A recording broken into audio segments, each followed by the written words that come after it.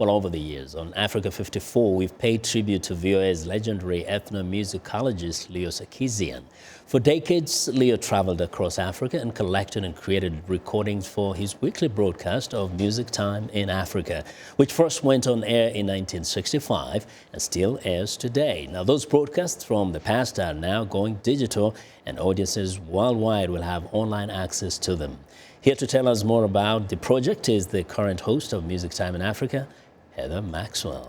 Welcome. Thank it's been you. a while. Yes. Yeah, so first let's just ask one question. This idea, where did it come from? It's a great idea, though. To digitize the collection? To digitize this collection. It came from a small group of individuals from the VOA and the University of Michigan. So here at the VOA side, it was myself and my predecessors, Matthew Lavoie, who many of you remember was the host for a few years, and then Leo Sarkisian. On the other side in University of Michigan, it was Professor Conway from the Information Sciences Department and Kelly Askew from the Anthropology Department. She's an expert in African music, and he is an expert in information sciences and how to preserve cultural heritage in a digital format. Which is really great. And why is it important that people across the world should be able to access this music, some which were recorded like many, many decades ago? Yes, well, it's important for many reasons. Number one, it is one of the world's greatest cultural resources.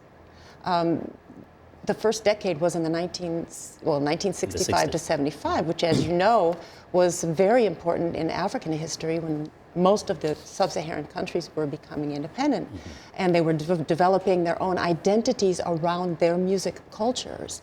So that is really important, that it's just a world resource, cultural resource. And then second, now American audiences worldwide can listen again for the very first time to these recordings that were recorded, were broadcast maybe one time. And you know, I do take a lot of interest in old music, but you travel around too, across the continent. Do you get the sense that even the younger generation is curious about music like what we can listen to on this kind of program? I definitely do.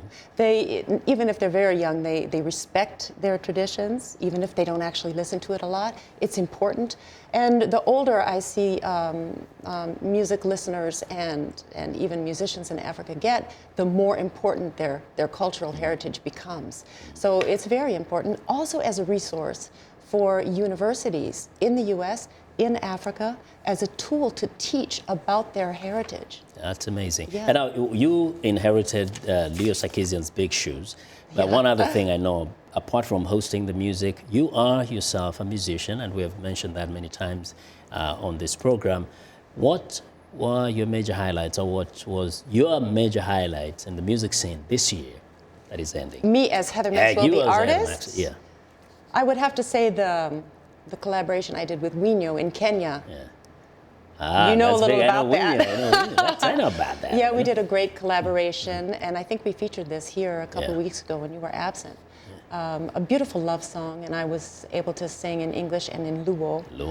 We made a music video, but it was just a studio version. So in 2000, that was the highlight for me personally, because I was in Nairobi, I met him, we had a great connection. The music is beautiful, and we're moving forward with it. We'll talk about it come 2017. Yeah. Thanks a lot, Heather, for joining us today.